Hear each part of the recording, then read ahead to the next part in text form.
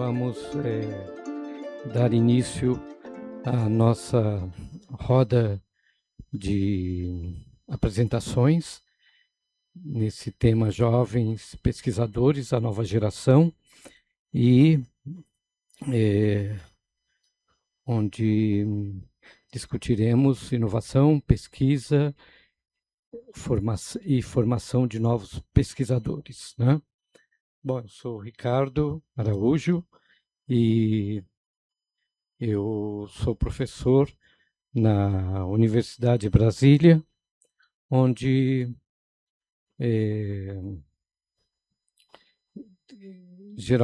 geralmente e todo semestre eu ofereço cursos na graduação e algumas vezes na pós-graduação. Na graduação, que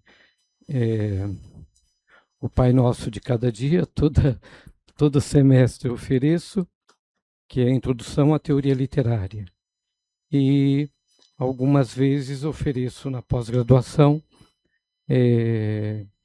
temas sobre Ortega y Gasset e a sua produção, principalmente aquela que aponta para os aspectos estéticos, né? E na qual, nesse momento, ele discute muitos temas e muitas questões que são relevantes para a crítica literária e para a literatura e artes de um modo geral. Então, é desse modo que eu convivo, na verdade, há muito tempo com a estética orteguiana. Pois, em 1991, eu traduzi para o português A Desumanização da Arte, que foi um texto que foi muito comentado e teve uma grande repercussão no Brasil, porque nós não tínhamos ainda uma tradução desse pequeno livro do Ortega para o português. E então utilizávamos a edição espanhola ou a inglesa, mas não a original espanhol.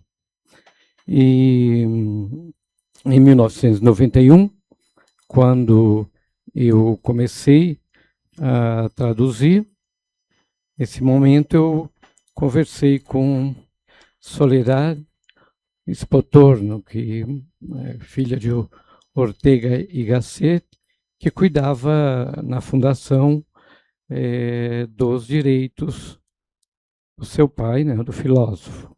Então, comprei os direitos junto com a editora Cortez e publicamos, então, A Desumanização da Arte.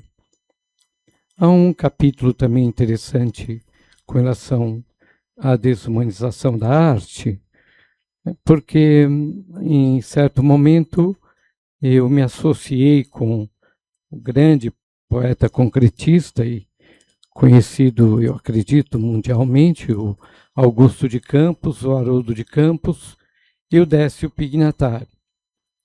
E, nesse momento, eu entreguei um volume da Desumanização da Arte para o Augusto, que ainda não tinha lido o livro.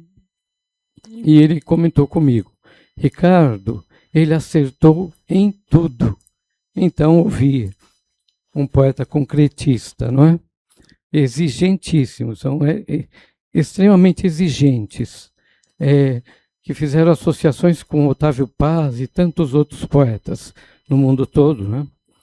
E ele afirmar categoricamente que ele acertou em tudo, então é um louvor, realmente, foi uma grande perspicácia, um grande momento orteguiano, conseguiram, de Ortega y Gasset, para elucidar questões da crítica, principalmente a desumanização da arte, quando todo mundo chamava os poetas vanguardistas de que não sabiam escrever, de que eram ignorantes e tudo. Aí vem o Ortega y Gasset e coloca os pingos nos is, coloca a coisa em ordem, não é? Então, essa confirmação eu tive desse exigente poeta concretista que é Augusto de Campos, né?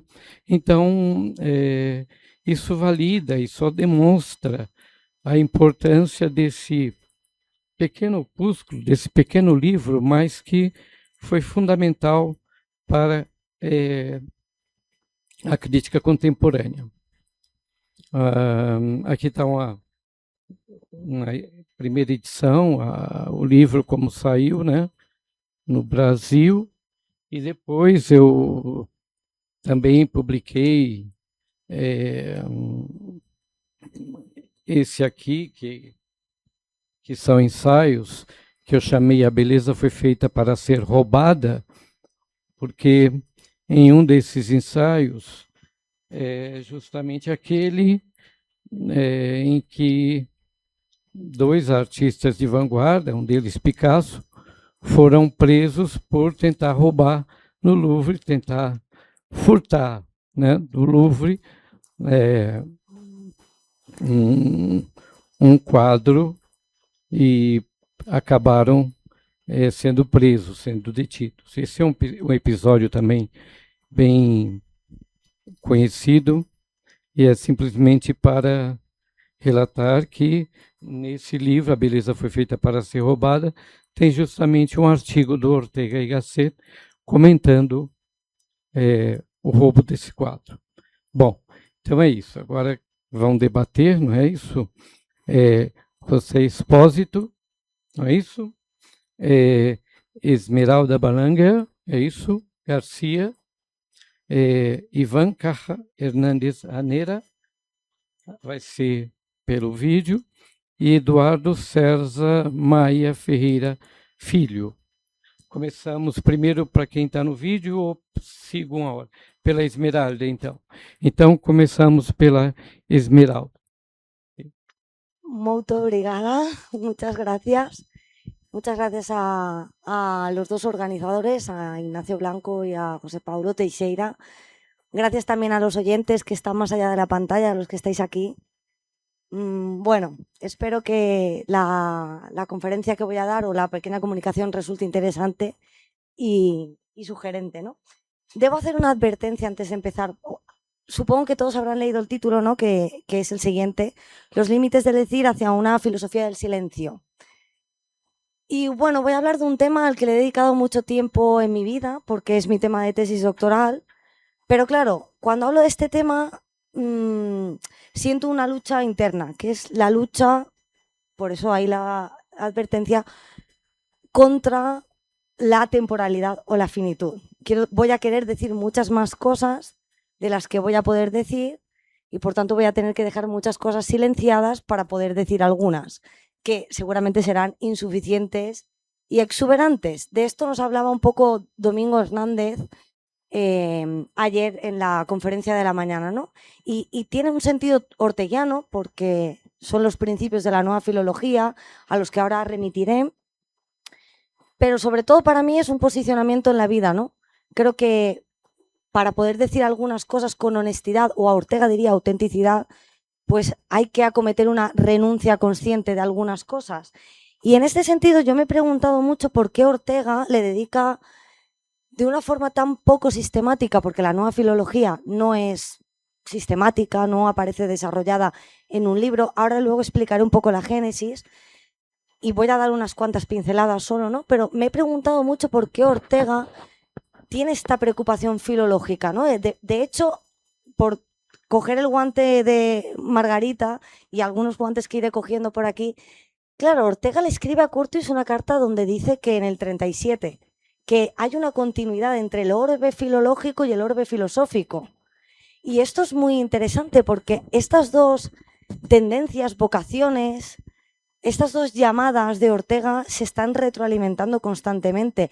Y yo creo que aquí hay una influencia muy importante, quizás luego Noé pues me lo discuta, ¿no? Como hemos hablado muchas veces, de Nietzsche, porque Nietzsche es el que le dice que para hacer la tarea filosófica primero hay que hacer filología. Entonces, claro, ¿por qué a Ortega a partir de 1932 le va a importar tanto la teoría del decir? Porque Ortega no es un filósofo del lenguaje al uso, como un Wittgenstein.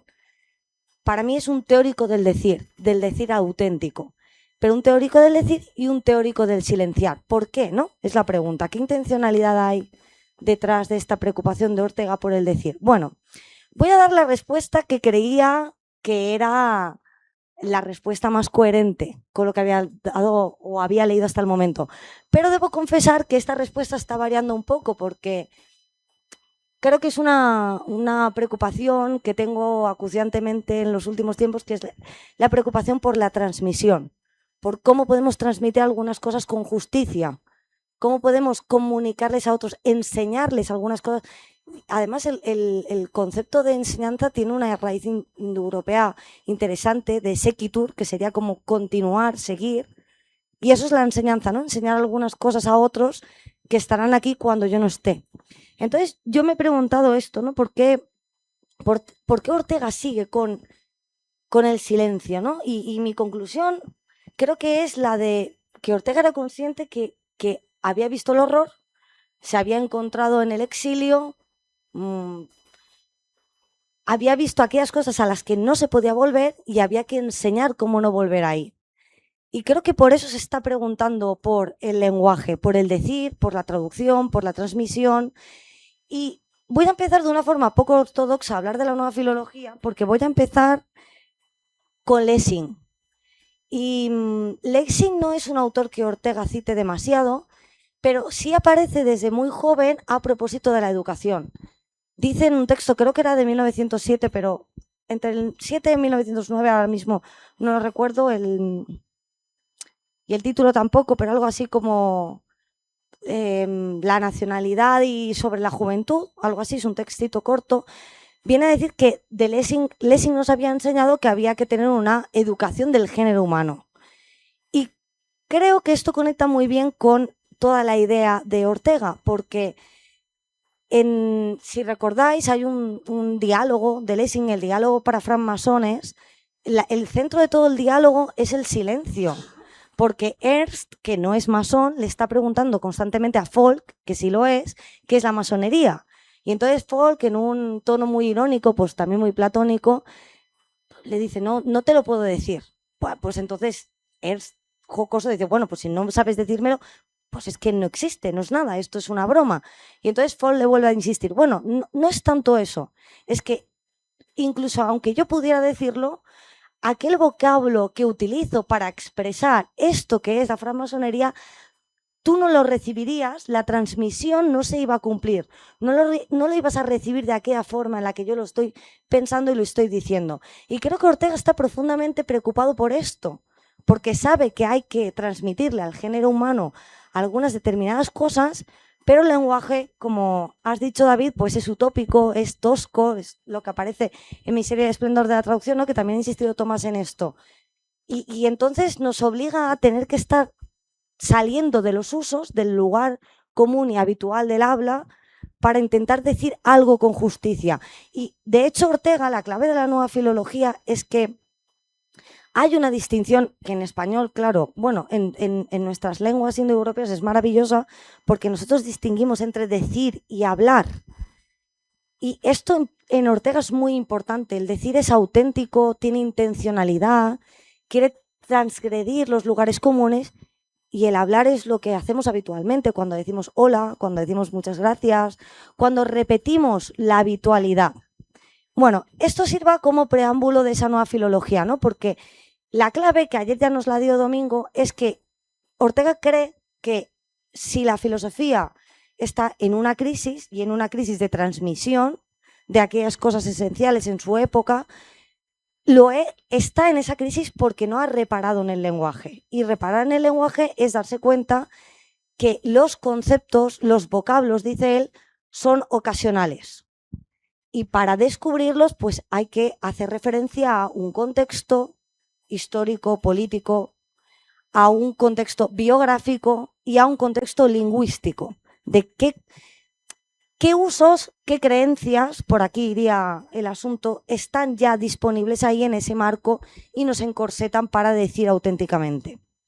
Bueno, la génesis de la nueva filología, como digo, es poco sistemática, ¿no? Y no hay un desarrollo más allá de una expresión de sus principios yo creo que en dos textos clave, si uno quiere tenerlos como referencia, que es el prólogo para franceses del año 37, y ahora diré por qué, porque ahí aparece una sentencia latina que es el marco de la nueva filología.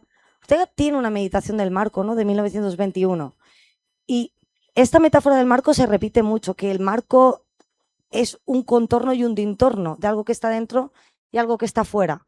Pues la sentencia latina del prólogo para franceses, que ayer dijo Domingo, yo ahora repetiré, es ese dintorno, para que veamos qué hay dentro. Y el dentro, Ortega solo lo expresa con dos principios. Claro, todo lo que hay en el fuera, pues tenemos que suponerlo nosotros o hacer esa lectura entre líneas, todo el contorno. Bueno, entonces creo que la nueva filología se puede rastrear en este prólogo para franceses y también en los apuntes a un comentario al banquete de Platón, que es del 42. Porque ahí sí es donde aparecen los dos principios desarrollados. Ortega dice que la nueva filología tiene dos principios y dos limitaciones, que advierto que en realidad son tres. Bien, dicho esto y para no enrollarme más y ir al grano, voy a hacer una perspectiva un poco más lejana, que es ¿en qué contexto aparece la nueva filología? El contexto es el de la segunda navegación, a partir de 1932. Evidentemente, la tesitura política de Ortega le obliga a plantearse cuáles son los límites del lenguaje o cuál es la forma de decir justamente las cosas, ¿no? Hasta qué punto se pueden interpretar o no. Por eso digo que esta fue mi primera interpretación de la nueva filología. ¿Por qué a Ortega le interesa esto? Porque, bueno, creo que la gran preocupación del Ortega de la segunda navegación es la preocupación de la traducción. De cómo puede ser que, fijaos que aparece la nueva filología, la primera expresión en el prólogo para franceses. Es un prólogo que escribe para la traducción francesa de la rebelión de las masas 7 años después. Esto ya dice mucho, ¿no? Quiero que los franceses me entiendan. Quiero que sepan qué estoy diciendo con estas palabras que solo se dicen en español. Él había dicho que la rebelión era algo que solo, que tenía una referencia circunstancial concreta, que era España. Entonces, ahí hay ya unas claves, ¿no? Creo que la otra preocupación del Ortega de la segunda navegación es la razón histórica. Y de hecho, en una carta que le escribe en el 37 a su editora alemana, le dice que, bueno, el proyecto de la aurora de la razón histórica, que ya había aparecido en el prólogo a una edición de sus obras del 32, donde decía que dejaba la política y se ponía a hacer grandes libros, la aurora de la razón histórica y el hombre y la gente. Bueno, pues en esa carta Elena Bay le dice, bueno, es que el proyecto este de la razón histórica tiene 4 partes. Y una de ellas es la de los principios de la nueva filología, que no se desarrolla, porque el proyecto de la aurora de la razón histórica tampoco tiene un desarrollo más allá de historia como sistema o los cursos de la razón histórica en Buenos Aires, etc. Bueno, pues ahí ya vamos viendo que ese proyecto está ahí, forma parte de la razón histórica. Bien, voy a qué es la nueva filología. Creo que para entender la nueva filología en Ortega hay que tener en cuenta las dos grandes aportaciones, que se traducen en dos sentencias latinas. Una es, dice Ortega, eadem sed aliter, las mismas cosas, pero no de la misma manera. Y eso significa que la nueva filología es un hacer, un Handlung, dice. Algo que el decir no tiene que ver con... De hecho, el decir en su raíz latina tiene que ver con la acción. El decir es algo que hacemos. El decir es siempre distinto porque todas las acciones humanas son distintas. Incluso las nuestras con nosotros mismos nunca son iguales. Esa sería una de estas aportaciones de la nueva filología, ¿no? La comprensión de que el decir es un hacer y, por tanto, para entender el decir auténtico, pues necesitamos ver estos contextos de los que he hablado antes.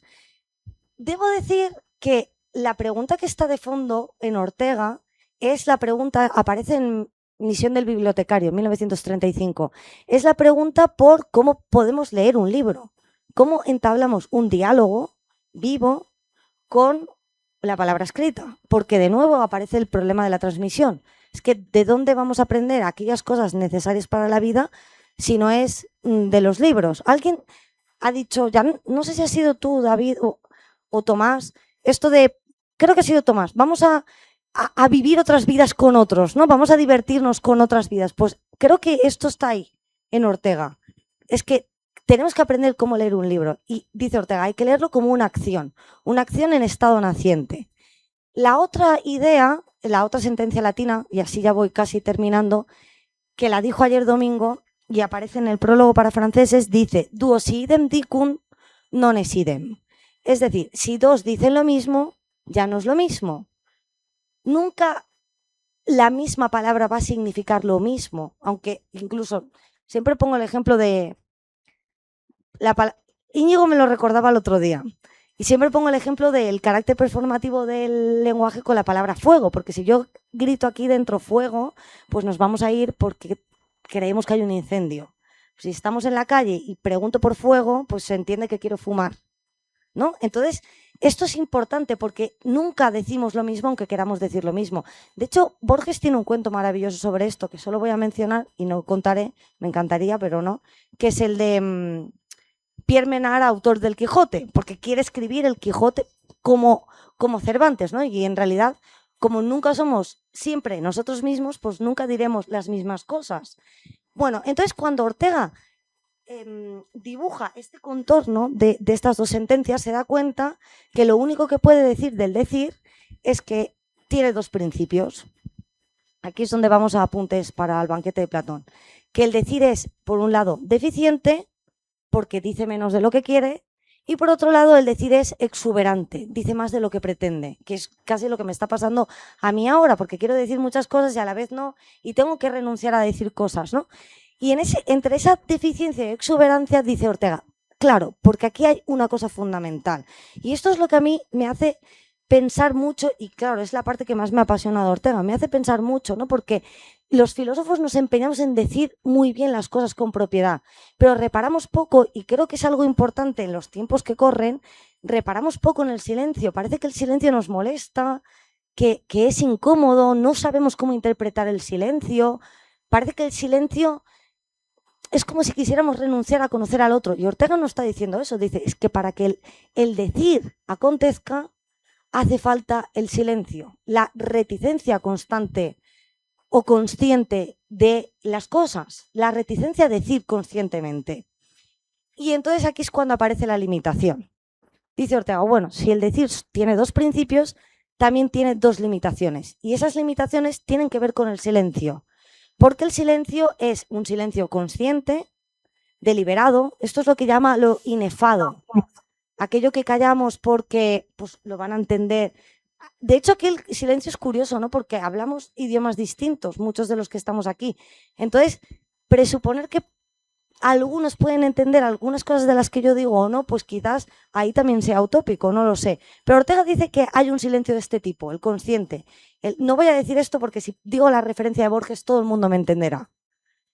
Y luego hay otro silencio que ese no es consciente, que es aquel silencio que acometemos sobre aquellas cosas que no podemos decir, que están más allá de lo que podría ser dicho. Quizás la poesía podría decirlas, no lo sé, que es lo inefable, dice Ortega. Yo había dicho que en realidad eran tres limitaciones, porque la pregunta era la de cómo leemos un texto escrito, ¿no? Ortega incide poco en esta limitación, pero aparece.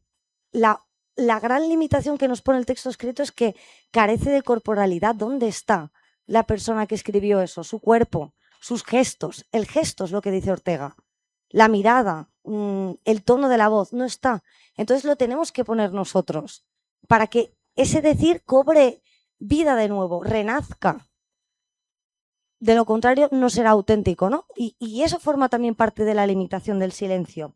Bueno, para terminar, y pues luego encantada de seguir hablando todas estas cosas, me gustaría decir que creo que Ortega en toda esta pretensión de la transmisión está entendiendo la filosofía como una paradójicamente, quizás muy criticable esto, pero yo no lo creo, porque él mismo lo dice. En el prólogo a la historia de la filosofía de Émile Breyer de 1942, Ortega dice que la filosofía es la tradición de la intradición.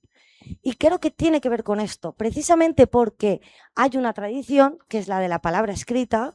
Tenemos que ser capaces de trascender la tradición, porque hay que poner todo nuestro cuerpo, nuestra alma, tenemos que devolverle a la palabra su vitalidad, es decir, trascender la tradición y convertirla en intradicional para poder entenderla en su propio contexto, en su propio sentido, en aquel entonces y en nuestro ahora, ¿no?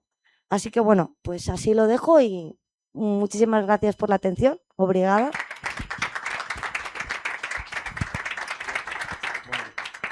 Então, a continuação, nós vamos ouvir agora atentamente o professor Noé Expósito, que é da Cátedra Internacional José Ortega y Gasset. ¿Ok? Palabra. Muy bien, buenas tardes a todos y a todas.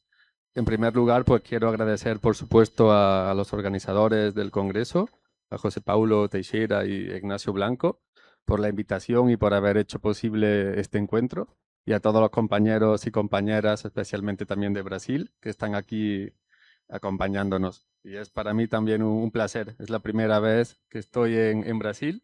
Me hace especial ilusión este encuentro. Voy a limitarme muy rápidamente a unos 15, 20 minutos.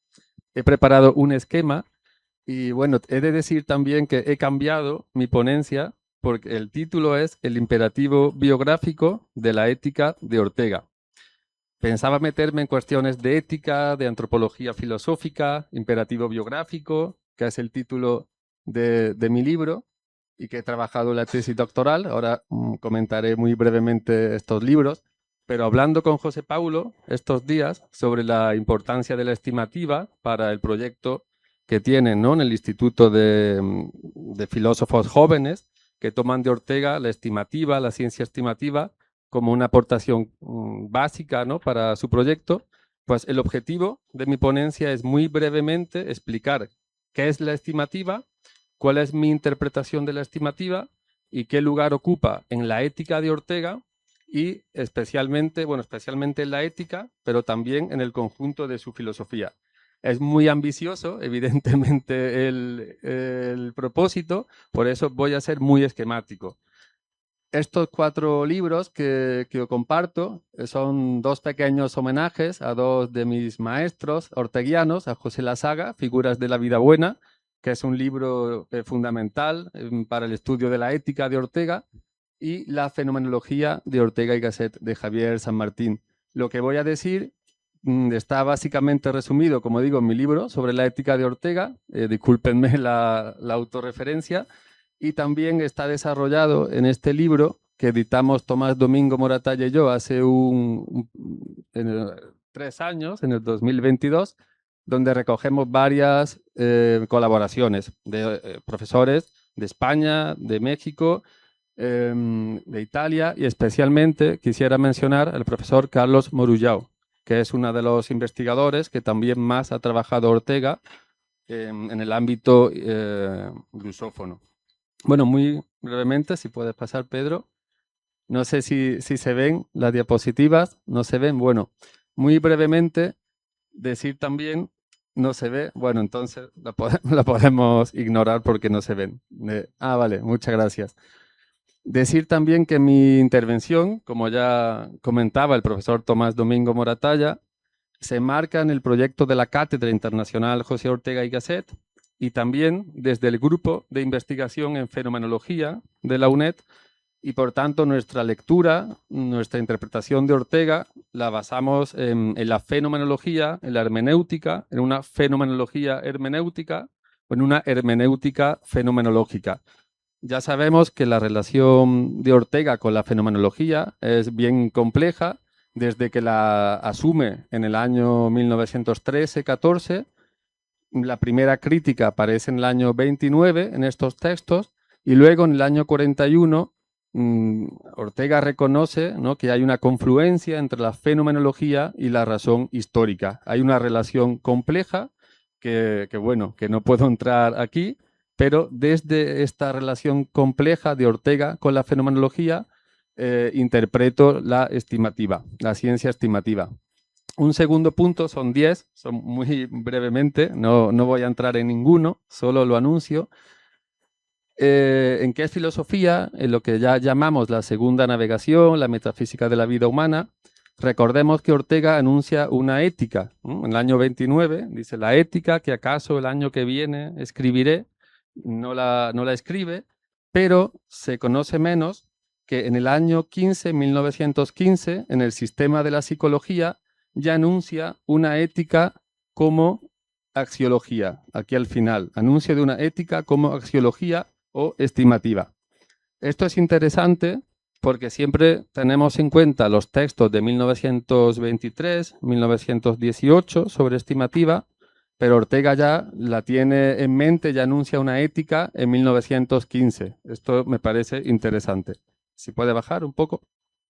Muy brevemente, el papel de la estimativa o ciencia general del valor en la ética de Ortega. Algunos textos fundamentales. Y la tesis central, no voy a leer todas las citas, las pongo aquí, si queda grabado, pues luego se puede leer. Solamente la primera línea. La moralidad y el derecho, lo estético del arte y la naturaleza, los usos, formas y funciones y realidades vitales constituyen áreas de valoración a las cuales extiende su instancia apodíctica la ciencia general estimativa. Si puedes bajar un poco. Y anuncia también en un texto de 1918, que para mí es el fundamental, el discurso de entrada en la Real Academia de Ciencias Morales y Políticas, un discurso no leído, donde desarrolla esta ciencia estimativa. Dice lo siguiente, solo la primera cita: ética y filosofía del derecho, estética y, en cierto modo, la sociología tendrán que reorganizarse partiendo de la estimativa o ciencia general del valor. Esto en Ortega juega un papel fundamental porque a partir de ahí él va a proponer una reformulación ontológica, es decir, una teoría de la realidad que se basa en la distinción de dos mundos. Es la última cita. Por un lado, el mundo del ser, de lo que es, y por otro lado, el mundo del valer, de lo que vale. Y un mundo es irreductible al otro. Baja. Algunas tesis importantes que considero que son de filosofía primera y asimismo lo plantea Ortega. Filosofía primera, ¿en qué sentido? Si la ética se ocupa de cuestiones del tipo ¿qué es lo correcto? ¿Qué debo hacer? ¿Qué es la virtud? Etcétera. Esas preguntas se basan ya en una teoría de la realidad, en un método. Más, puedes bajarme, ahorramos esto, vamos al esquema. Se basan en una teoría de la realidad, en un método, en una teoría del conocimiento o epistemología y en una antropología filosófica. En ese sentido entendemos que la fenomenología sería el paradigma de la filosofía de Ortega y la estimativa o ciencia general del valor la fundamenta. Es decir, la axiología o la estimativa no es una ética, pero sí está en la base, podemos decir, fundamenta la ética. Baja. Es fundamental también el papel de los valores para Ortega y, por ejemplo, en esta tesis, que es del año 18, nos dice que la noción de valor está operando siempre ya, incluso aunque no se diga explícitamente. Pone el ejemplo de Kant, ¿no? Dice, en el curso 17-18 he dedicado una parte de mis lecciones universitarias a perseguir el concepto de valor allí donde aparentemente ni está. Pone el ejemplo de Kant, es decir, la noción de valor es fundamental en la ética de Ortega. Baja. Muy esquemáticamente también, ¿qué son los valores para Ortega? Solamente una definición en unas líneas, y esto es importante. Dice, los valores son cualidades ideales de los objetos. No se dan aparte de estos, ni sirven en un lugar sobreceleste como las ideas platónicas. No son naturalezas angélicas o místicas, como no lo son la igualdad o la semejanza. Y aquí tenemos una serie de tesis. Los valores no son las cosas agradables, no son las cosas deseadas, son algo objetivo y no subjetivo, etc. Esto a veces suele producir bastantes confusiones porque se entienden que los valores son algo, eso, objetivos en el sentido de platónico, que están en no se sabe dónde, pero en realidad lo que viene a decir Ortega con objetivo es que los valores pertenecen al objeto. Una obra de arte, pues las Meninas de Velázquez, tiene unas cualidades estéticas que no son reales, como son la pintura, o es la madera, o el lienzo, sino que son unas cualidades estéticas que pertenecen al objeto. Por eso son objetivas. Yo las puedo reconocer o no, pero el hecho de que las reconozca o no, no les quita la realidad del... no niega la cualidad que tiene ese objeto. ¿Pasamos? No sé cómo voy de tiempo. Vale. 10 minutos, vale, bien, voy por la mitad, estupendo. Vale. En este esquema, Ortega sintetiza las clases de valores. Puedes bajar un poco. Este esquema lo toma de Max Scheler, que es otro de los grandes fenomenólogos del siglo XX, junto con Husserl, Heidegger y otros. Baja. Este esquema, sin embargo, baja un poco más, baja, lo dejo solamente ahí. En mi interpretación de este esquema, yo creo que se puede releer, reformular este esquema que no se ajusta a la filosofía de Ortega, mejor dicho, no se ajusta a su antropología filosófica. Sin embargo, a partir del texto Vitalidad, Alma, Espíritu de 1925, aquí conocéis el texto, las 3 dimensiones que plantea Ortega en ese texto de Vitalidad, Alma, Espíritu, creo que se puede reformular ese esquema dividiendo los valores sencillamente en valores vitales, anímicos y espirituales o intelectuales. Por tanto, se reformularía este esquema de Scheler partiendo de la antropología filosófica de Ortega. Esta es mi interpretación, discutible como todo lo que estoy diciendo. Bueno, entonces lo comento muy brevemente también. A partir de la noción de valor y de cosa, Ortega define los bienes como cosas más valores. Es decir, un bien es una cosa que posee cualidades positivas y un mal es una cosa que posee cualidades negativas, lo que él llama valores negativos. A partir de esta distinción, elaborará luego la idea, en los años 30, del mundo como facilidades y dificultades. Quiero decir con ello que esta noción de bienes y de valor sigue presente, sigue operando en los años 30. También el concepto de sistema de preferencias también es un concepto central que Ortega elabora a partir de la estimativa y también sigue presente hasta el final, hasta los años 30, 40, hasta su muerte. También aplica este concepto de sistema de preferencias a las profesiones. Nos viene a decir que cada uno de nosotros y nosotras no somos tanto lo que pensamos, nuestras ideas, sino lo que amamos, lo que estimamos. En ese sentido, cada persona, cada pueblo, cada época es un sistema de preferencias. Y este concepto lo aplica también a las profesiones. Cada profesión es también un sistema de preferencias. Lo aplica también a la ética y ya solo para terminar, dar una referencia, el curso de 4 lecciones de introducción a Velázquez del año 47. Digo, dar una referencia para que se vea también cómo está operando la noción de valor y de estimativa hasta el final.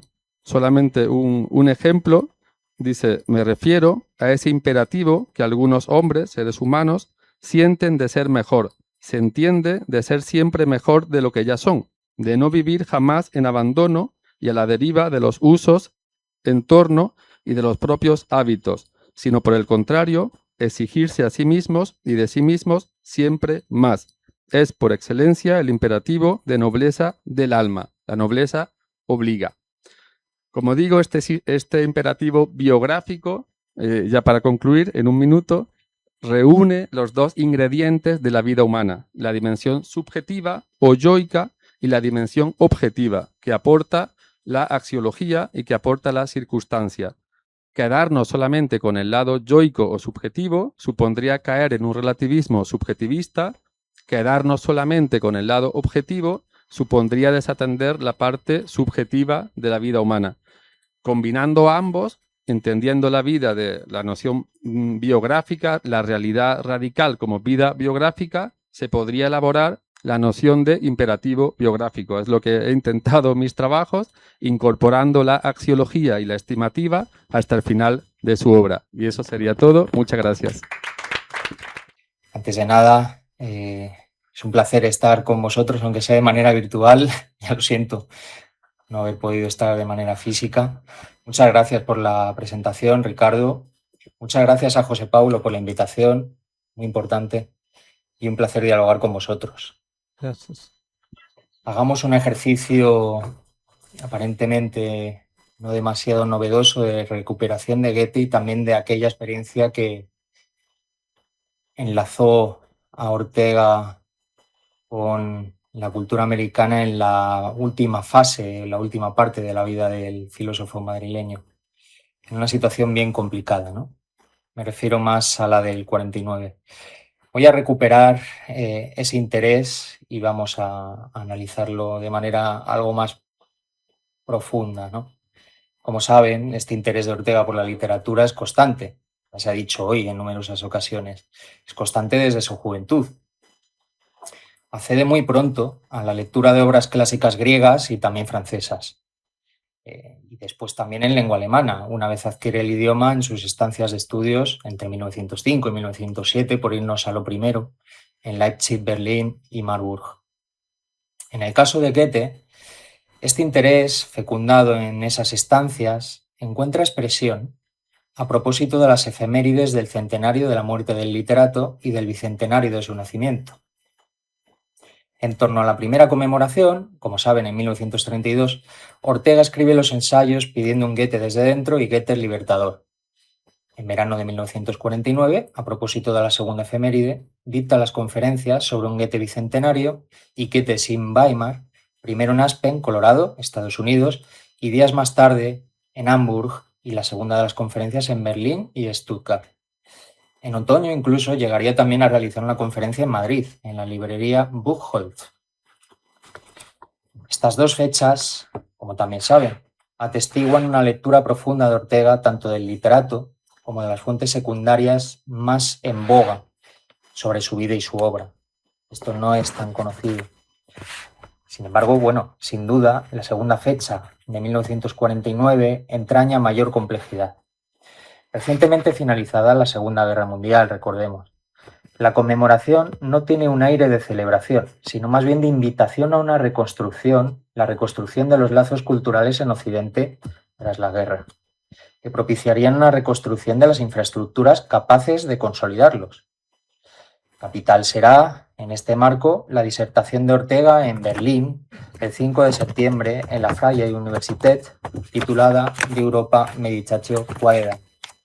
Curioso que nos encontremos de repente con ese título en latín de esa conferencia por Ortega, sin duda no dado por casualidad, puesto que, entre otras cosas, el latín fue un idioma universal y católico, ¿no? En este sentido católico. Ortega contribuye con su voz a reconstruir entonces Europa y su relación con América. Bien, para ese fin, Goethe es visto como modelo por numerosos intelectuales por ser una figura prominente en la cultura europea contemporánea y sobre todo en Alemania. Entre otras cosas, a eso se debe que Ortega aproveche esa ocasión, ¿no? Esa efeméride. Pero la intención de Ortega, con su contribución, es exponer un Goethe funcional en la coyuntura presente. Recupero lo que acaba de decir mi compañera Esmeralda y también recupero aquellas palabras de Domingo ayer. Funcionamiento, ¿no?, de los modelos. Recordemos esto. En la situación que atraviesa en ese momento Europa y Occidente, la figura del literato, solidificada sobre su idealización, considera Ortega que no puede servir de modelo. Ha quedado, como la vida occidental, vacía de sentido.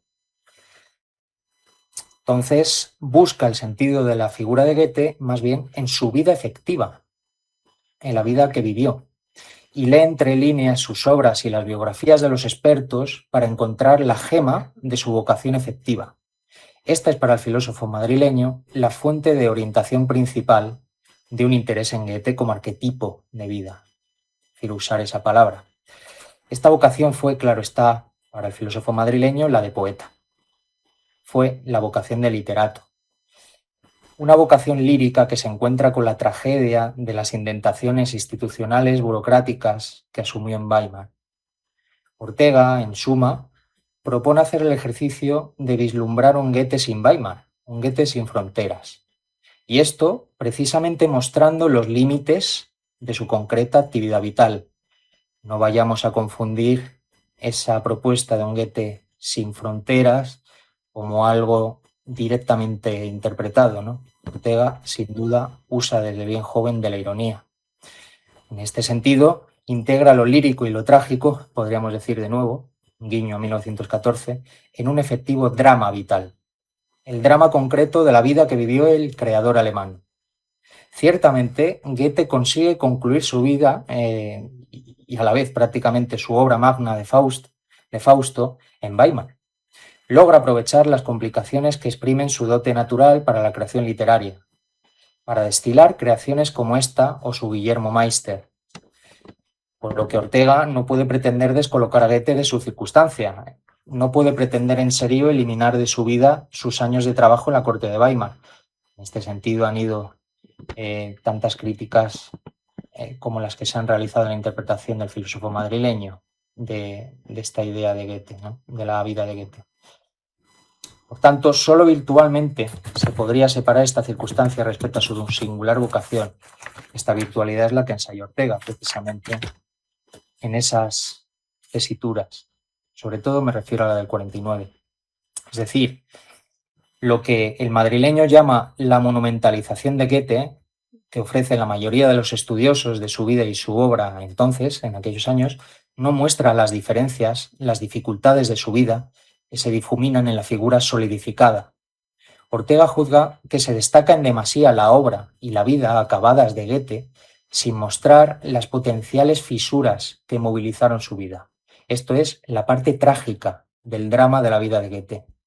En ese drama se ha perdido uno de los dos focos principales, la tragedia, ¿no? Lo vital de su vida. Este ejercicio lo realiza Ortega también con otras figuras sobresalientes, como saben, como César, Velázquez o Vives. El filósofo madrileño tiene especial predilección por el estudio de personalidades insignes en épocas críticas de la vida occidental. En ellas, la connotación trágica de su circunstancia está más acusada. Esta connotación trágica es fundamental también en Goethe. De ahí el interés de Ortega por cuestiones aparentemente marginales de su vida. Los gestos, las actitudes, las sentencias recogidas por investigadores como Widermann o Ludwig.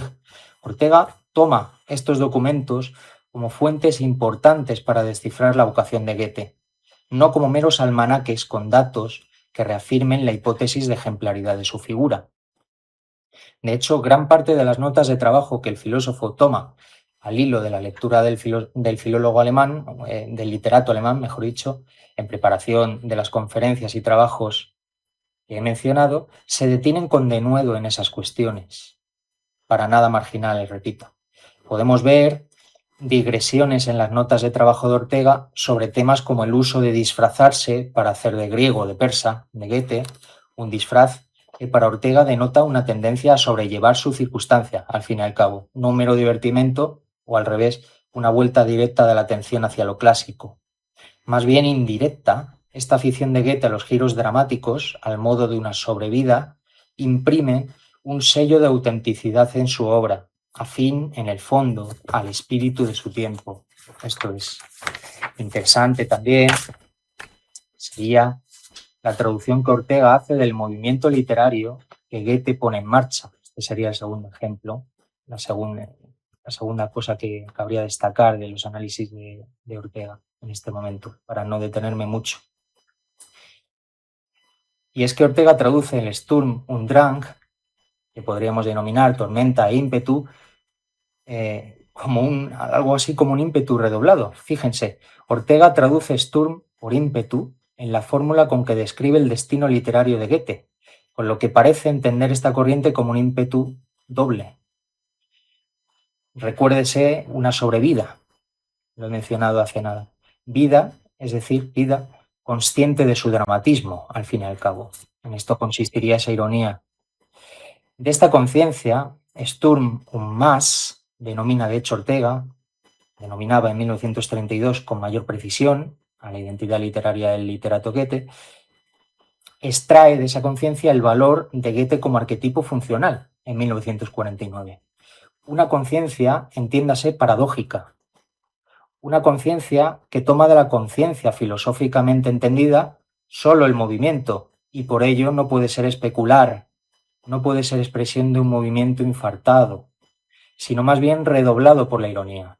Esto es por la precaución de no desviar demasiado la mirada de su circunstancia, pero tampoco dirigirla recta o directamente hacia ella. Es un método al fin y al cabo. Es decir, como decía ya en 1914, es un camino, un zigzag, que realiza en todo caso en perspectiva. En esto radica la ejemplaridad de la vida de Goethe para Ortega. A su modo, toda vida lo es. Entonces, y para concluir, podemos preguntarnos cuál es la sugestión que encuentra en su vida. Concretísima, mucho más llena de penas de lo que parece. Pues bien, para Ortega, Goethe armoniza el descontento por su circunstancia sin ser prisionero de él, es decir, de ella. Lo armoniza con su vocación. En algunos momentos Ortega sigue en sintonía su quejumbre imaginándolo desapegado de Weimar. No es más que una cara de la moneda, pues precisamente en Weimar, vuelta a la realidad de su vida, fue quien llegó a ser. En esta lucha se enmarca, repetimos, lo que puede ofrecer de modelo. Goethe nos da luz, como buscaba en sus últimos momentos según las crónicas, porque para Ortega ejercita el sentido irónico con que han de tomarse los modelos. En este movimiento podemos encontrar nuevas perspectivas vitales para afrontar y dar sentido a lo que vivimos. Y de este modo, como enseñó Ortega en 1914, se forja la cultura. Palabras estas de encuentro para ustedes en este momento. Vosotros, colegas y amigos, de viajeros, os abrís a la curiosidad y buscáis en la vida de Ortega una intersección de múltiples vidas y siempre múltiples perspectivas. Muchas gracias a todos y a todas. Eduardo César Maia Feira Filho, Universidade Federal de Pernambuco. É isso, então, por gentileza, com a palavra. Obrigado, Ricardo. Bom, boa tarde a todos. Em primeiro lugar, claro, agradecer a organização do evento, o convite para estar aqui. Para mim é muito especial, porque isso que eu vou reiterar, eu já disse antes, a fragmentação dos estudos orteguianos no Brasil é uma característica que eu venho acompanhando há bastante tempo, e um evento como esse me parece um passo importante no sentido da gente tentar, ao menos, mantendo claro as diferenças de perspectiva, poder dialogar, que é o que importa mais, né? E eu acho que esse evento aqui contribui de maneira fundamental para isso. Bom, feitos os agradecimentos, eu queria dizer assim que a exposição que eu quero fazer, ela depende do tempo que eu levar, mas ela, a princípio, ela tem duas partes, né? Em primeiro lugar, eu queria comentar um pouco aquilo que eu chamei numa intervenção no jornalismo cultural recente a respeito do centenário da desumanização da arte. Eu escrevi um texto mais provocativo, porque, em primeiro lugar, eu achava que no Brasil pouca coisa foi feita. Teve um evento na ABL, na Academia Brasileira, mas, para além disso, eu não estava vendo nenhuma movimentação em relação ao centenário da obra.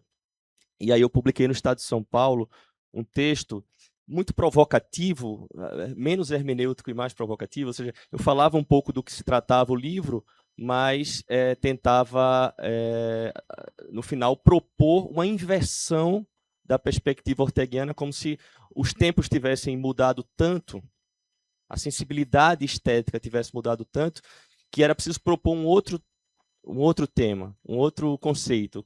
E aí, no lugar da deshumanização del arte, eu propus uma ideia que está aí para ser criticada, a ideia de uma hiperhumanização da arte, né? Essa é a primeira parte. Num segundo momento, se me der tempo, eu tentarei falar um pouco de como isso se conecta com o que venho desenvolvendo e desenvolvi mais detidamente, além de ensaios e na imprensa também, e ensaios acadêmicos, nesse livro aqui, Crítica para Náufragos. Enfim, vou tentar fazer as duas coisas. Se não me der tempo, se eu estiver demorando, eu fico na hiperhumanização e assim a gente não atrapalha o andamento das coisas, tá? Então eu vou pedir licença para ler pelo tempo, que eu estou com medo de não dar tempo de tudo que eu queria falar, né? A Esmeralda falou um pouco sobre isso. Bom, em primeiro lugar, eu penso que vale muito a pena revisitar essa obra, La Deshumanización, polêmica e provocativa, ainda hoje, não somente para averiguar, tanto tempo depois, se aquelas ideias estariam corretas em suas próprias circunstâncias ou se podem ser ajustadas aos nossos atuais valores e anseios estéticos. Mas, antes de tudo, para entrarmos em contato com um artefato textual bastante complexo, rico em sugestões, que envolve uma interpenetração sutilíssima entre elementos analíticos, críticos, axiológicos e retóricos, conformando um verdadeiro ensaio, no sentido pleno do termo, uma experiência intelectual verdadeiramente especulativa e antidogmática, marcado por aquilo que o próprio autor chamava de voluntad de estilo. A vontade de estilo em Ortega é, em essência, o impulso consciente de cada indivíduo de forjar uma forma de vida e de expressão própria. Não se trata apenas ou simplesmente de uma questão literária ou estética, mas da decisão radical de assumir e projetar ao mundo um modo singular de ser, pensar e sentir. Desse modo, o estilo, a forma expressiva, torna-se a ponte entre o eu e a circunstância, configurando a maneira como cada um cultiva sua identidade e comunica sua visão de mundo. Para reexaminar hoje as formulações contidas na obra já centenária, pretendo aqui levar a sério a tese de que, na filosofia orteguiana, a atenção à linguagem e à estrutura dramática da reflexão, como diz Julián Marías, o zelo e o rigor com a palavra, com a expressão, não é mero adorno ou simples instrumento acessório do pensamento. Ela é condição primordial para a busca da verdade, porque a linguagem não é um suporte externo às ideias. É o próprio tecido vivo em que o pensamento se forma e se realiza. Em La Deshumanización del Arte, Ortega buscou nomear uma virada estética que então desconcertava o público europeu. A arte moderna se afastava do drama humano, da empatia, do figurativismo, da representação naturalista, para enveredar por caminhos que colocavam a ironia, o jogo, a potencialidade metafórica da linguagem, os experimentalismos formais e a autonomia artística no centro do processo criativo. O ensaísta se propôs a buscar os fundamentos para a evidente impopularidade da arte nova junto ao grande público, diferentemente do que acontecera nos períodos imediatamente anteriores da história da arte. Ele apresenta o procedimento criativo da arte nova como um exercício de afastamento, um jogo intelectual que se desprende das emoções humanas e busca alcançar uma forma de expressão mais pura, mais abstrata e, por isso, mais difícil de ser compreendida pelo público acostumado às estéticas populares do romantismo e do realismo. Eu cito Ortega. En cambio, el arte nuevo tiene a la masa en contra suya y la tendrá siempre. Es impopular por esencia, más aún, es antipopular. Para Ortega, esse novíssimo movimento tinha sua origem no anseio de libertação por parte dos jovens artistas, um desejo proveniente de uma radical mudança de sensibilidade estética, de caráter também geracional, que se configurava através da superação da demanda mimética e da purificação da arte de seu lastro sentimental. As palavras de Ortega provocaram uma polêmica intensa. Durante cerca de 5 anos, sua obra foi recebida sob o signo da crítica e do mal-entendido. Muitos artistas e intelectuais leram o ensaio como uma condenação da arte moderna, quando, na verdade, Ortega buscava apenas tentar descrever um novo paradigma estético e não, em primeiro lugar, emitir um juízo de valor. Ele estava descrevendo e tentando compreender um fenômeno, não estava condenando esse fenômeno. À primeira vista, Ortega parece sugerir que a arte nova desejava abolir, simplesmente, de forma radical, a representação figurativa e sentimental do que se entendia por humano. No entanto, uma leitura atenta e filosoficamente direcionada revela que sua crítica se inscreve num diagnóstico ainda mais profundo, o da crise da concepção idealista do sujeito moderno, cujas reverberações começavam a se manifestar com ênfase também no campo estético. Durante séculos, a arte confiara à representação o papel de espelho do real, mas com a avançada modernidade, essa confiança foi se fragilizando até a fissura. O ensaísta, ao observar as vanguardas, vislumbrou o alvorecer de uma nova sensibilidade. A arte deixava de refletir o real para interrogar seus próprios modos de ver, tornando patente o abismo entre linguagem e mundo. A chamada crise da representação, sobre a qual a perspectiva de uma arte desumanizada de Ortega fornece um dos testemunhos crítico-filosóficos mais contundentes. Não apenas desloca o olhar, mas inaugura uma espécie de virada epistêmica. O gesto artístico já não busca reproduzir o mundo, mas reinventá-lo, desrealizando o real a partir de suas inúmeras possibilidades metafóricas. Algo parecido com o que sugeriu por aqui no Brasil um crítico chamado José Guilherme Melchior, num livro muito interessante chamado A Astúcia da Mímese. A astúcia da mímese seria, através da arte, seria sair do real para depois retornar a ela já de outra maneira. Bom, considerando toda essa contextualização, podemos reavaliar a concepção orteguiana de desumanização como, antes de tudo, uma crítica ao humanismo estético herdado, a noção do ser humano como um centro definidor e critério absoluto da realidade. E, finalmente, a própria representação artística tradicional, cujo caráter mimético apontava para a obra como esse espelho da realidade, da interioridade, da emoção, da natureza idealizada, da beleza universal, etc. Trata-se, de certo, de uma ruptura do pacto com a sensibilidade burguesa tradicional, instituída desde os primórdios da modernidade com o Renascimento. Nesse sentido, a desumanização da arte significa algo como uma dessentimentalização, como apontou Alfonso Reyes. Eu cito Reyes. Quando se diz desumanização da arte, o desumano se opõe mais ao sentimental imediato ou medíocre. A arte chamada desumana busca, na verdade, a emoção da inteligência e da sensibilidade refinada. E a isso se chamou desumanização por falta de um equivalente melhor para dessentimentalização. O resultado será uma obra de arte que rejeita intencionalmente o conteúdo humano e a projeção sentimental. De acordo com Ortega, para a maioria da gente, o goce estético não é uma atitude espiritual diversa, em essência, de la que habitualmente adopta em el resto de sua vida.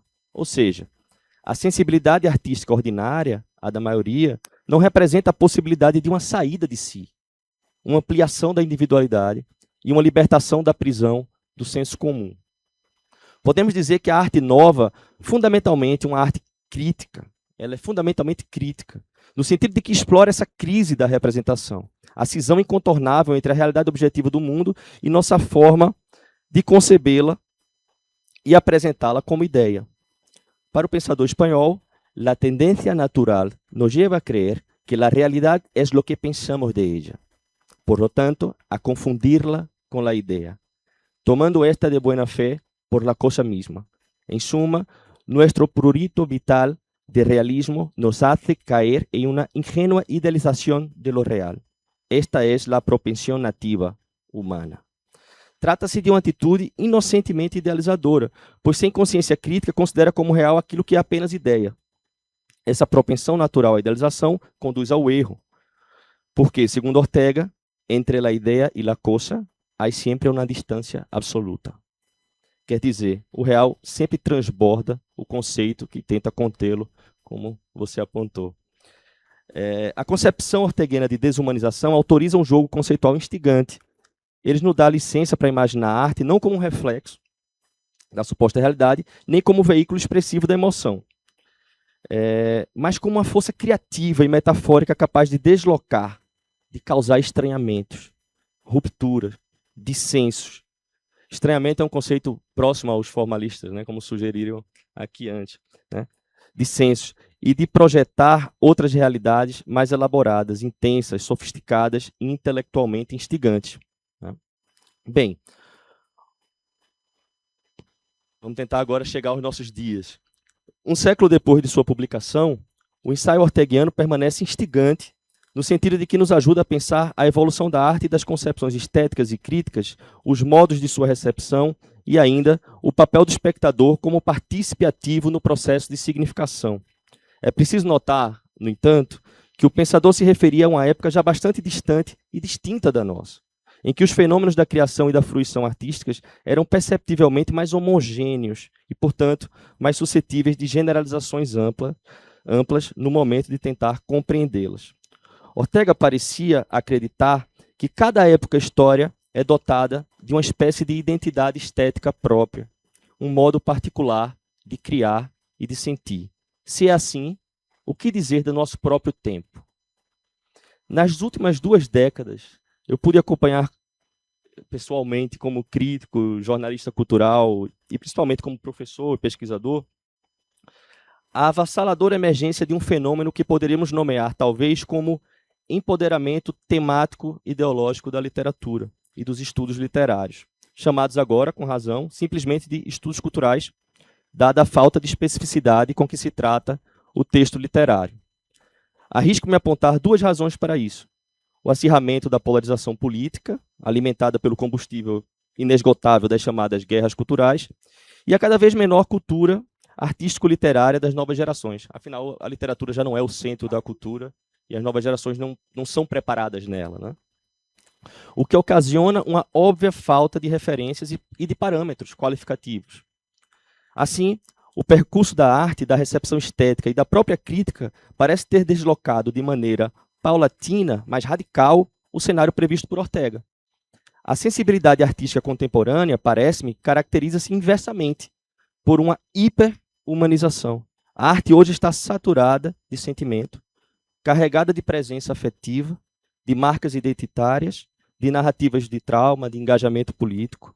O sujeito retorna, mas não mais sob a forma idealizada do suposto homem universal, e sim sob a marca de outras concepções, a do corpo minoritário, da voz subalterna, do lugar singular das vítimas da história. Nesse sentido, a crítica contemporânea enfrenta um dilema sério. Ao privilegiar a militância afetiva e a legitimação automática das experiências subjetivas, ela corre o risco, a crítica, de dissolver a função crítica em pura empatia ou em sectarismo. A primazia dos afetos, quando a crítica transforma o gesto interpretativo em adesão emocional. A radical politização, por sua vez, tende a reduzir a obra a uma plataforma partidária, diminuindo seu potencial de ambiguidade estética, a variedade de sua dimensão simbólica e suas contradições internas, tão fundamentais para a vitalidade polissêmica da expressão artística.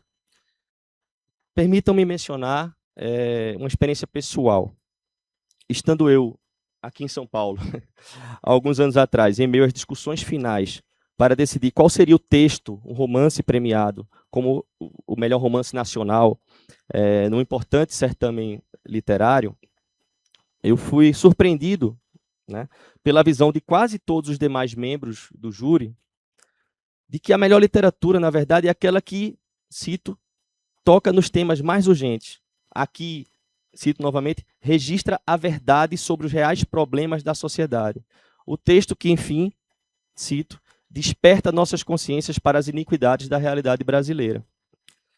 Diante de tais pressupostos, perfeitamente justos e morais, mas que desconsideravam na economia das obras quaisquer considerações de ordem formal, expressiva ou estilística, aceitei que minha visão era minoritária e me dei por vencido, pois minhas premissas, que tampouco pretendem ser verdades absolutas, no que se refere particularmente a essas questões artísticas, eram e ainda são outras. Os parâmetros estéticos e críticos hegemônicos em nosso tempo tomam como base, portanto, uma outra forma de sensibilidade de traços, eu diria, um pouco perigosamente demagógicos, em que a arte busca não o estranhamento, não o incômodo, não a provocação, a crítica da vida individual e social, mas simplesmente fazer parte de um grande coro de vozes, ressoando ideias previamente concebidas e compartilhadas. Em resumo, a criação artística funciona assim, fundamentalmente, como um veículo de reafirmação de identidades essencializadas e de sentimentos e ideais já consabidos. Nada mais distante da concepção orteguiana de que el poeta aumenta el mundo, añadiendo a lo real, que ya está por ahí mismo, por sí mismo, un irreal continente. Autor viene de auctor, el que aumenta. Los latinos llamaban así al general que ganaba para la patria um novo território. É verdade, tentando criticar a mim mesmo, é verdade, por outro lado, e aqui coloco minha própria reflexão em perigo, que uma outra marca evidente de nossa época é a extrema variedade artística e do pluralismo dos valores estéticos. Portanto, reconheço de antemão que generalizo aqui ao propor um diagnóstico amplo dessa maneira do nosso estado atual. Mas essa insegurança é natural, dada a ambição do tema que eu aqui proponho. Talvez seja esse mesmo o limite intransponível da reflexão estética enquanto meio de especulação filosófica. Trata-se de uma operação tanto melancólica, uma tentativa de represar conceitualmente uma dimensão da realidade vital, a criativa, que não se deixa conter em esquemas abstratos, pois é fluida, dinâmica e incontornavelmente contingente. Ortega enfatizou mais de uma vez em seu ensaio sobre a arte nova que sua perspectiva não deveria ser tomada como a de um tratadista doutrinário com pretensão de explicação total do fenômeno. Ele simplesmente se comprazia em apontar tendências, propensões predominantes e não atribuições absolutas. Tal atitude, típica do autêntico ensaísmo, confirma-se em uma das observações finais do pensador, já na conclusão de sua ampla reflexão. Ele diz: es, pues, sobremanera probable que este ensayo de filiar el arte nuevo no contenga sino errores. E é entre erros e, quem sabe, alguns acertos que o pensamento pode permanecer verdadeiramente vivo. Pergunto como é que está meu tempo.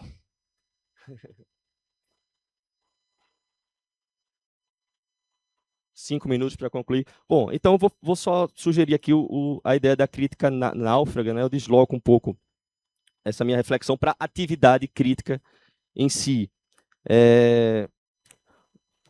Bom, vou tentar ser breve. O que parece acontecer de forma recorrente na história, em épocas como a nossa, de acirramento ideológico e polarização política, é que a linguagem moral e a percepção estética e artística sofrem uma espécie de simplificação radical. A vida interior se empobrece porque nos sentimos impelidos a tomar algum partido em relação às causas coletivas em confronto, ainda que nenhuma entre elas realmente nos convença, intelectual ou moralmente. O debate público, a crítica cultural e artística em geral, torna-se um campo de batalha no qual bandos entrincheirados, protegidos por convicções inabaláveis e pelo sentimento de superioridade moral inviolável, disparam ódio e ressentimento contra adversários reais e imaginários. A autonomia de pensamento e a complexidade analítica, assim, ficam em segundo plano, diante do sentimento ao mesmo tempo estimulante e confortável de fazer parte de algo maior de si mesmo, que Ortega chamava de ficção de heroísmo. Os limites do pensamento passam a ser os limites estreitos da visão ideológica do mundo ao qual, voluntariamente, nos atrelamos. E aqui eu introduzo a ideia de crítica náufraga, né? E para isso eu cito uma passagem de Ortega, que eu acredito que resume muito bem a ideia. Essa metáfora aparece em vários momentos na obra de Ortega, né? Mas eu vou citar uma passagem aqui que eu acho que resume bem a forma como eu utilizo. Porque a vida é um verdadeiro caos donde está perdido. El hombre lo sospecha, pero le da pánico encontrarse cara a cara con esa realidad terrible y busca ocultarla con una cortina fantasmagórica donde todo está clarísimo. No le importa que sus ideas no sean verdad. Las usa como trincheras para defenderse de su vida, como patadas para espantar la realidad. El hombre con la cabeza clara es aquel que se libera de esas ideas fantasmagóricas y mira la vida de frente. Asume que todo é problemático e se sente perdido. Como eso es la pura verdad, o sea, que vivir es sentirse perdido, el que lo acepta ya empezó a encontrarse, ya empezó a descubrir su realidad auténtica, ya está en tierra firme. Por instinto, como el náufrago, buscará algo a que agarrarse. Y esa búsqueda trágica, perentoria, absolutamente verdadera, porque se trata de salvarse, lo hará ordenar el caos de su vida. Essas são as únicas ideias verdadeiras, as ideias de los náufragos. Essa imagem do náufrago sempre me pareceu particularmente fecunda para pensar o lugar da crítica literária e cultural numa época marcada pela contingência, pelo pluralismo, pela fragmentação dos valores e pela impossibilidade de recorrer a sistemas totalizantes capazes de explicar integralmente a experiência humana diante dos fenômenos artísticos. Em Ortega, bom, e é nesse sentido que eu gostaria de propor a ideia dessa crítica náufraga. Não se trata de uma metodologia rígida, tampouco um programa doutrinário, mas uma atitude diante da cultura. O crítico aqui não é aquele que ocupa uma posição segura, a partir da qual distribui sentenças definitivas sobre o mundo, a arte ou os valores. O crítico é precisamente aquele que reconhece a própria precariedade e revisa continuamente, em cada caso que analisa, seus próprios pressupostos. A leitura não pode ser reduzida à aplicação mecânica de um aparato teórico previamente estabilizado. A obra analisada pelo crítico não é um cadáver submetido à autópsia metodológica. A literatura é algo vivo. Ela nos lê na mesma medida em que a lemos, como bem mostraram aqui Domingo Hernandes e Esmeralda também. A interpretação depende radicalmente da circunstância. Não existe leitura fora de um aqui e agora da experiência. As perguntas que dirigimos às obras nascem de nossas inquietações concretas, de nossas tensões históricas, de nossas insuficiências. É justamente por isso que Ortega desconfiava profundamente das seguranças ideológicas. Cito: abraçamos o imperativo moral como uma forma de simplificar-nos a vida, aniquilando porções imensas del orbe. A frase é extraordinária porque sugere que boa parte de nossas convicções funciona menos como abertura à realidade do que como defesa contra ela. O ideólogo, o moralista rígido ou o metafísico dogmático já acreditam possuir previamente as respostas fundamentais sobre o mundo. O crítico, ao contrário, permanece exposto à instabilidade do real. Daí outra formulação decisiva de Ortega. Será imoral toda moral que não impere entre seus deveres o dever primário de hallar-nos dispostos constantemente à reforma, correção e aumento do ideal ético. Em tempo. O senhor tem mais 3 minutos. Ok, já passou de perfeito. Eu termino agora, falta uma partezinha. A atividade crítica contemporânea, parece-me, tem sido marcada em grande medida por certos apriorismos indiscutíveis, por certezas, e permeada por dogmas inamovíveis e pontos inegociáveis, por vetos, cancelamentos e censuras de ordem moral e política. Nossa perspectiva náufraga, por sua vez, adota um outro caminho, tenta adotar um outro caminho. Não consiste em reafirmar certezas finais, mas em preservar aberta a possibilidade de revisão. A literatura e a arte em geral desempenham nesse sentido um papel essencial, porque nos imuniza contra explicações unidimensionais da existência. Ela nos obriga a reconhecer a ambiguidade humana, a coexistência de motivações contraditórias, o caráter trágico e inacabado da experiência. Essa talvez seja uma das grandes lições da literatura, o reconhecimento de que a realidade excede continuamente nossos esquemas conceituais, morais e ideológicos, como sugeriu Lionel Trilling, um crítico americano particularmente brilhante. Por isso, a crítica não deve buscar eliminar a tensão constitutiva da vida humana, mas habitá-la conscientemente. E aí eu termino citando um fragmento de José Guilherme Merquior, que diz o seguinte: a arte não nos indeniza pela vida, ela nos clarifica a experiência e nos situa ante ela numa atitude de aceitação crítica, nem resignada e nem desesperada. É isso.